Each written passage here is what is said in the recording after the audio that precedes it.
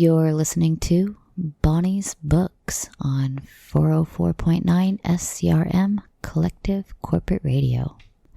I'm your host, Bonnie, and we have a new book tonight, so let's dive in. 1223 by Patrick F. Johnson.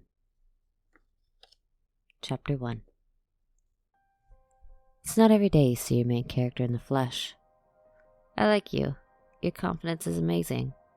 But the whole alien invasion thing is really off-trend right now. Kim only had diverted her gaze away from the agent for a moment when she'd seen him. He had been leaning against the door frame until he noticed her staring at him. His eyes went wide as if he recognized her. "Ma'am? Huh?" Kim returned her attention back to the agent. "I'm so sorry," she said. "I saw a commotion, and it turned out to be nothing." She shot a glance back towards the door, but the man was gone. The agent smiled. Writers are so observant. You never know when the best-selling idea will pop up. She seemed genuine. "You're the agent I came here to talk to," Kim replied. "I knew it was a long shot for this story, but I had to try." "I am very flattered." The agent leaned in to speak in a lower tone. "Publishers have to turn a profit. I don't think I could sell your book as you pitched it. It doesn't mean it's not a good book." "Thanks for that, Liza. It means the world." Kim was fighting the pull she felt every day at this same time. "Do you have a card?" Liza asked. "I do want to see your future queries." "Yes, and thank you." Kim retrieved a card from her purse. "I am afraid it's from my day job." Liza accepted and studied the card. "Accountant. You carry yourself like a CEO." Kim had heard similar compliments her entire life. Smiling, she extended her hand. "Thank you so much for your time." "It's been a pleasure," Liza replied before turning to allow herself to be cornered by the next writer. Kim circled around the crowd and headed straight for the door that led to the main concourse. The noise of the various gaming machines barely registered with her as she sought the open Las Vegas sky. Glancing at her phone, she emerged onto the sidewalk. She knew she was right on time. She looked straight up, holding her hand to block the sun from her eyes. Nothing. Breathing a sigh of relief, she glanced down the sidewalk to where a man was doing the same thing. He brought his hand down and looked over at her. It was Dylan, her main character. Or at least someone who looked like him. His look of relief contorted into one of recognition before he turned to walk away. He headed away from the convention and toward a neighboring hotel. It was the same hotel she was staying in. "I must be losing my mind," she said to herself before she decided to follow. Kim struggled to keep the pace with the man as he was quite a bit taller. While he had a fast pace and long strides, he didn't seem at all surprised when he glanced over his shoulder to discover her following. She realized her clicking of her heels on the sidewalk had betrayed her. His pace quickened as he disappeared into the doors that led to the main lobby. She entered and caught another glimpse of him as he stepped into an elevator at the far end. Glancing over to where the two female clerks were still eyeing him, she mused to herself that her Dylan was married and loyal. She made it to the bank of elevators in time to see his had stopped on the 7th floor. After a deep breath and a bit of a chuckle, she turned back toward the desk. She'd half expected him to be on the same floor as her. "Excuse me," she said while she got one of the clerks' attention. "That man, the blonde that just came through, would he happen to be from Indiana?" "As a matter of fact, he is," the lady replied with a smile. "Do you know him?" "Maybe. He looks like someone I know." "Lucky. He said he's here for the writers' convention." "Yes, of course." Kim gave her best smile. "That's how I know him. I meet so many writers, it's hard to keep them straight." "By the way, will they let me write in the coffee shop?" "Yes, but to be honest, the lounge is quieter during the day." Kim decided she liked that idea better. "Thank you." She returned to the elevators and entered the first one that opened. Pressing the button for the 9th floor, she gave her head a shake and decided she had been being silly. It was all just a coincidence. The door slid open and she turned down the hall towards her room. As she was making the keycard ready, her phone rang. She paused to look at it. It was Darius. "Hey, baby," she said into her phone as she opened the door to her room. "Hey, you having a good time?" "I don't know yet." "Did you meet the lady?" he asked. Yes. She realized just then she hadn't taken any time to process the rejection, and she didn't know how to explain it to her husband. "She is very nice, but I screwed up my pitch." "Oh no, I'm sorry. I know how important this is to you." She allowed herself to melt a little bit. "It's okay, baby. I still made a good impression." He was so supportive, despite not really understanding her writing. "You don't sound upset at all," he said. "I'm taking the lesson. You can't expect your first book to move the earth." "You are the most amazing woman," Darius said. "I wish I had your attitude. You put yourself out there, and that is just huge." "There you go again, baby. I don't know what I'd do without you always saying the right thing." "I try. Just don't be afraid of talking to the other agents, too. I know you had your favorite, but, hell, I don't really know how it works." Just because she wasn't into it. "You're right," Kim interjected. "I'm going to get some food before I hit it hard." "That's my girl. Have fun. I'll see you tomorrow night. Stay away from those dudes." She laughed at her running joke. "I love you." "Love you." She ended the call and thought back to all those times he'd caught her looking at surfers and skaters. He knew she was looking at the way they acted, the way they moved, but he still busted her chops and she didn't mind. He knew this idea haunted her and she was grateful for his support. A quick glance in the mirror told her she was still good as far as her hair and makeup were concerned. She pulled her wallet from her purse and dropped it into her laptop bag and carried it toward the door. As she walked down the hallway to the elevator, she thought about seeing Dylan.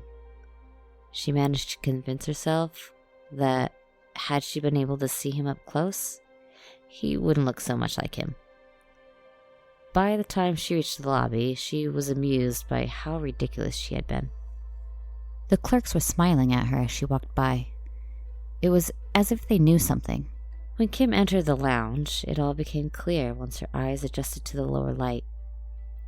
It was a nice place for a lounge, and the room was empty except for the bartender and a man at the far end of the room. He was reaching up under his table, plugging something into an outlet. "No fucking way," she said to herself as Dylan sat up.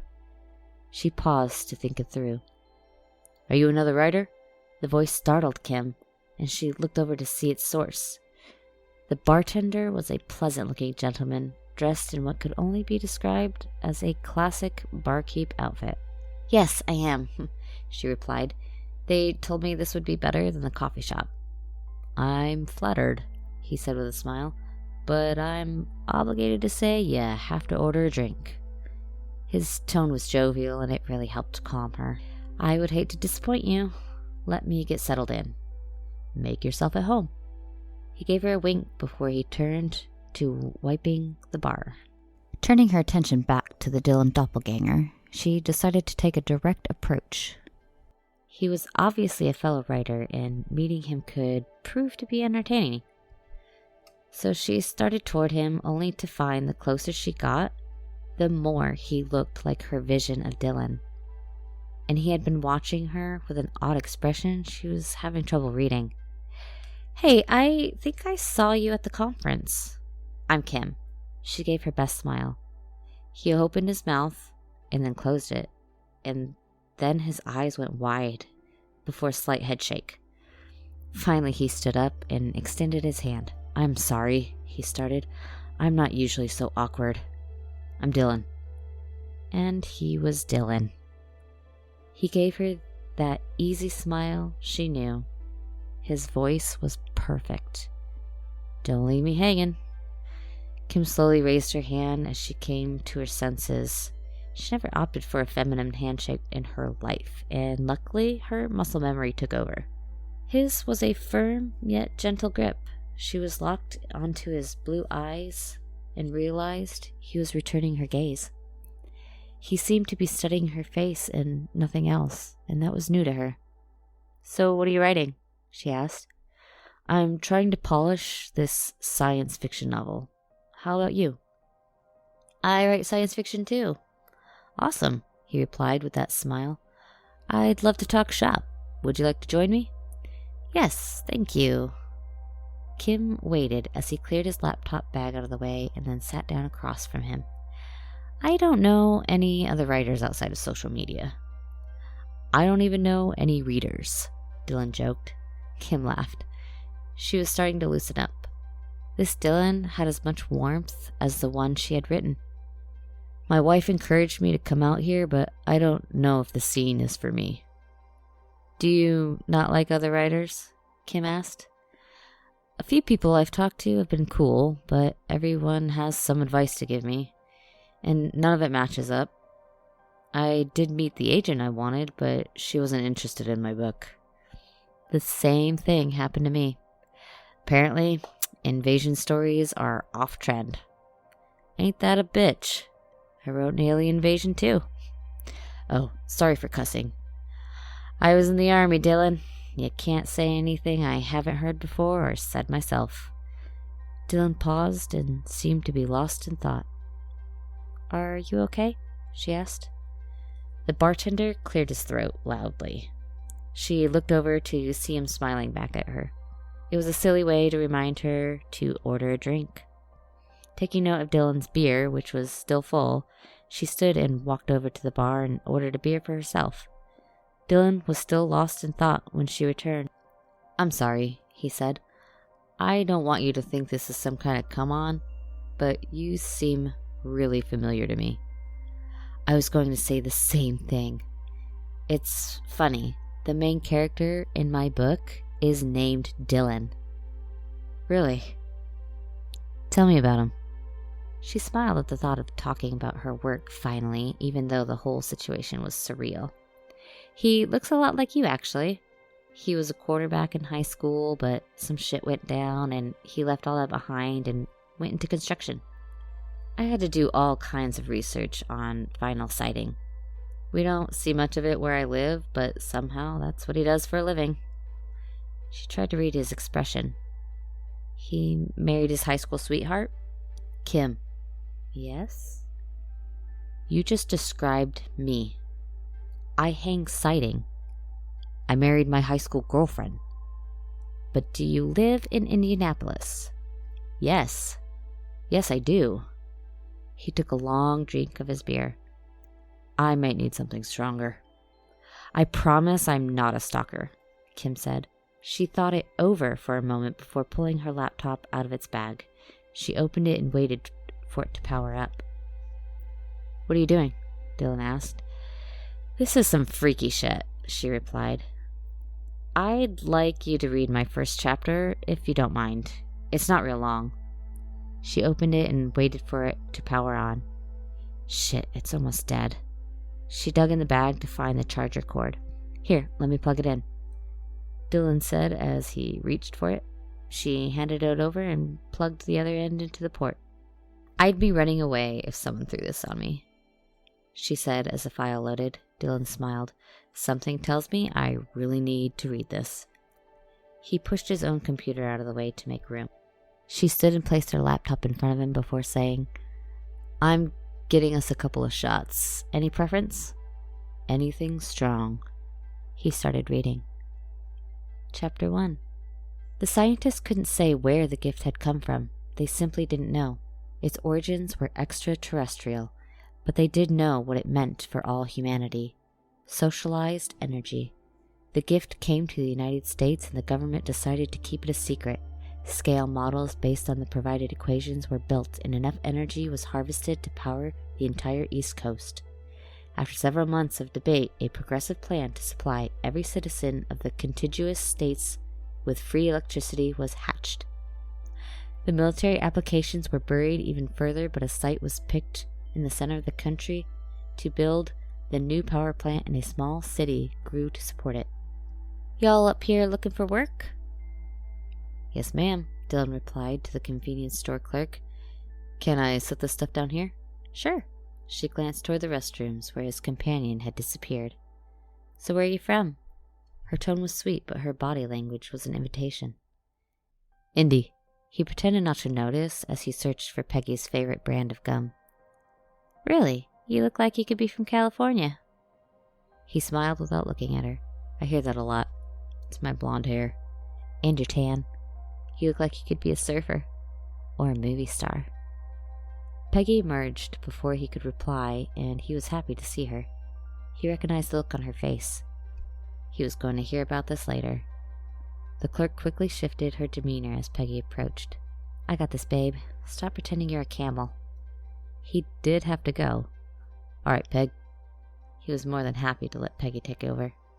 Being an attractive couple was a challenge at times. Peggy knew it too, and he was pleased to hear the two women laughing even before the restroom door closed behind him. As he washed his hands, Dylan imagined the teasing he would get. He opened the door to find Peggy engaged in a serious conversation with the clerk. "It's like a whole different world up there," the clerk was saying. "All the houses are super nice." "Have you been up there much?" Peggy asked. "Not for a couple of years. My ex was working on the sewers before they fired him." "Oh, damn, that sucks." Peggy noticed him and flashed a smile. "You ready, babe?" Dylan asked as he reached for the very full bag. "Just about." She turned back to the clerk. "You stand your ground, girl. You're holding it down so you don't gotta take his shit." Dylan realized he'd been cut out of the conversation. He gladly exited and went to wait in the truck. After a short time, Peggy walked out and climbed in. "She was friendly," Peggy said as she pulled the door closed. "I suppose. Did you read her name tag?" Dylan started the engine. He didn't have to answer, but he did anyway. "I missed it." "Marge." "Oh no." "Oh yeah. You have a fallback if things don't work out with us," she joked. "Good to know. I might want to downgrade from Ferrari to Pinto." "I think you just called me high maintenance." No. "So you're calling me fast then?" "No." Dylan knew he was beat. "I'm calling you quick-witted." She laughed out loud. "This is so much fun, babe. Thanks for driving." He knew how she felt about flying. The drive would have been long and boring without anyone else. "No, thank you for riding along. This whole thing sounds big, and I want you with me since you're the brains." "If I'm the brains, we're screwed." "We only have a short way left. If everyone is as friendly as Marge, I wouldn't mind relocating for a while." "Let's not get our hopes up. I don't want to get sucked into a bad deal just because there's so much work." "Bill said you fit the bill, right?" She was pleased with herself for asking it just the right way. "They might not be happy when they see the bill, though." "You do such good work, though. You'd make Marge proud." "Maybe we should set Marge up with Bill," he countered. She giggled. He would be in way over his head with her. Dylan wanted to respond, but he had nothing. Peggy always won their little games, but it was more than worth it to see the joy in her face. He wanted nothing more than to make her happy, and the possibility of a change of location might pause the questions of why they have no children. "So, where are we at?" He already knew the answer from looking at his phone, but he knew she liked maps. "We're in the middle of nowhere," she joked. "In about an hour or so, we'll pass through Lebanon. Then we're almost there. We'll have time to check out the place for a couple hours before our appointment." "That's cool. We'll get that room tonight." "You say the sweetest things." He glanced over in time to see her flash that smile.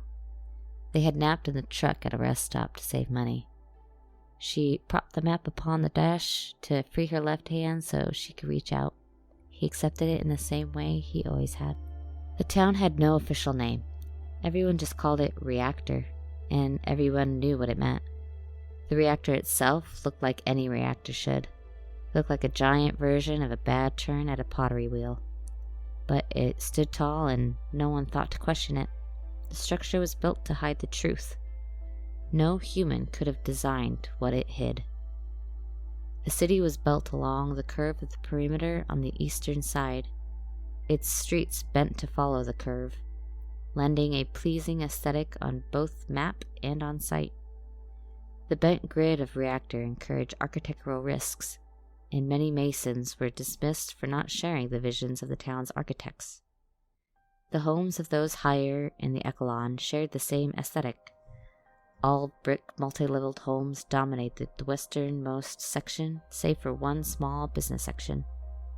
The rules loosened to the east, and farther out, a vast final village of homes was being constructed. Lower-level employees would have an opportunity to own a home there, with the dreams of moving on to the west. There was plenty of room for expansion along the perimeter, but as it stood, the reactor hosted an aggressively growing community. Dylan noticed the buildings right away as they drove through the outer section of the town. Holy shit. Look at that, babe, Peggy said as she pointed out towards all the slabs that were waiting for houses to be built upon them. Bill wasn't joking. This is amazing, Peggy replied. I can't wait to see what the catch is. There's always a catch, Dylan said with a smile as he reached for her hand again. It's been a fun trip either way. No stress. No stress, Dylan repeated as he looked in the rearview mirror. Traffic was sparse, but a police car had appeared behind them. He glanced at his speedometer and knew right away he wasn't breaking any laws as they slowed to take in the sights. They continued on and came upon the business section. It wasn't deep, but it stretched off in both directions, following the radius of the town. The cop was still behind them. Dylan figured they were just heading in the same direction. The inner residential section was a total departure from the outer homes.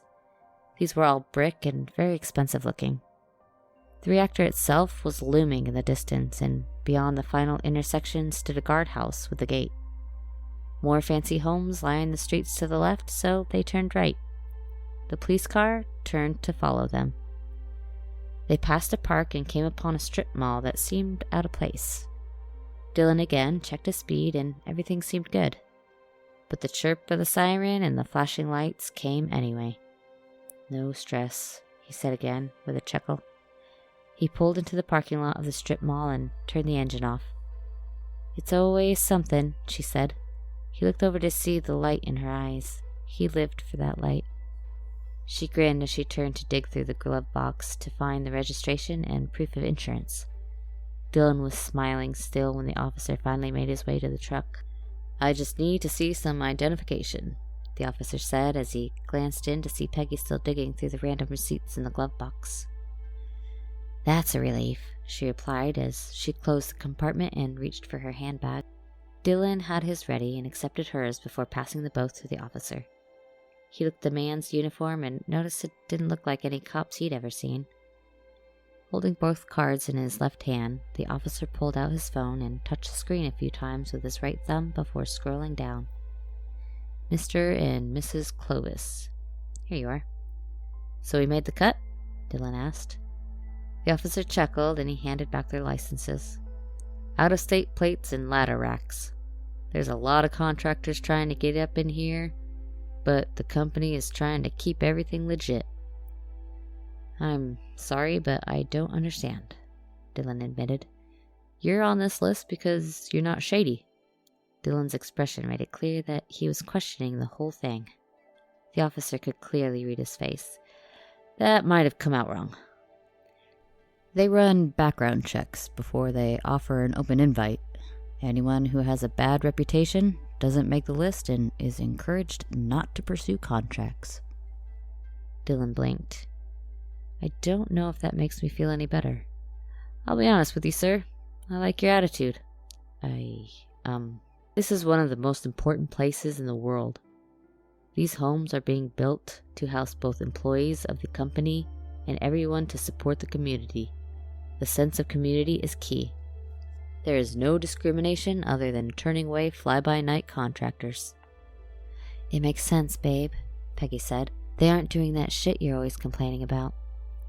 You're right, Dylan admitted. Like I said, I like your attitude. The officer stood casually as he spoke. I took this job because they promised no isms. Isms? Dylan had no idea what the man was talking about. Racism, ageism, sizeism, you name it. We are a diverse community working together to do something of great importance. You made the cut. Dylan nodded.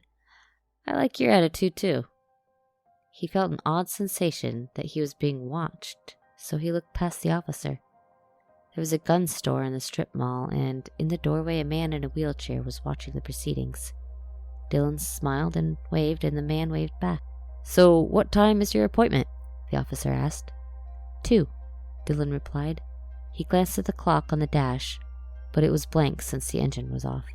What time do you have? He asked. You have time to look around some more. It's 12:23.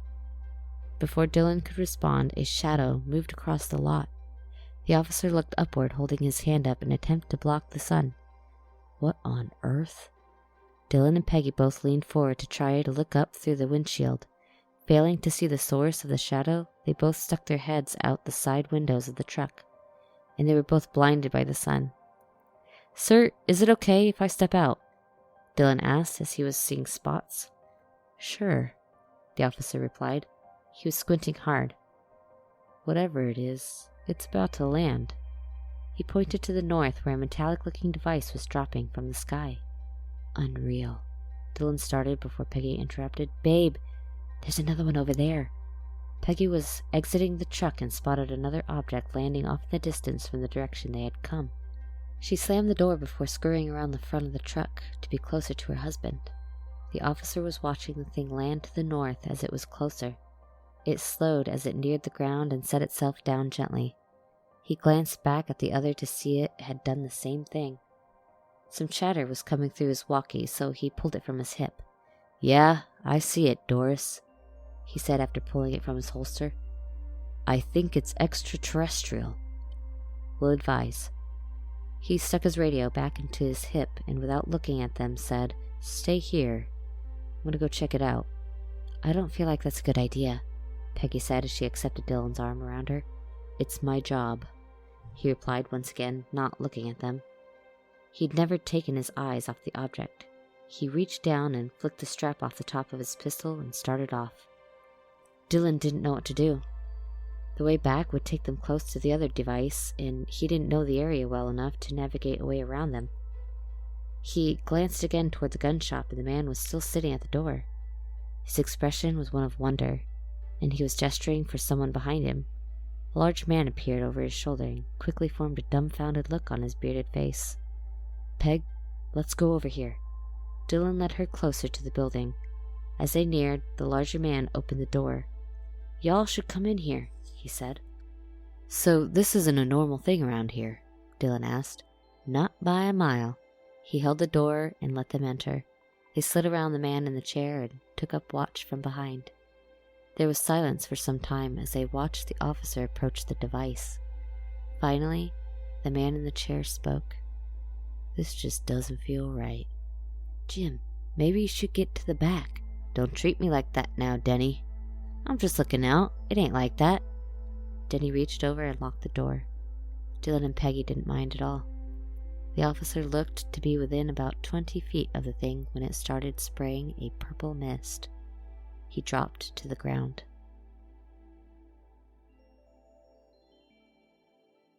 All right, thank you for joining us for the first chapter of 1223 by Patrick F. Johnson. We will continue this story next time on Bonnie's Books. I have been your host, Bonnie, and I hope you have a productive day.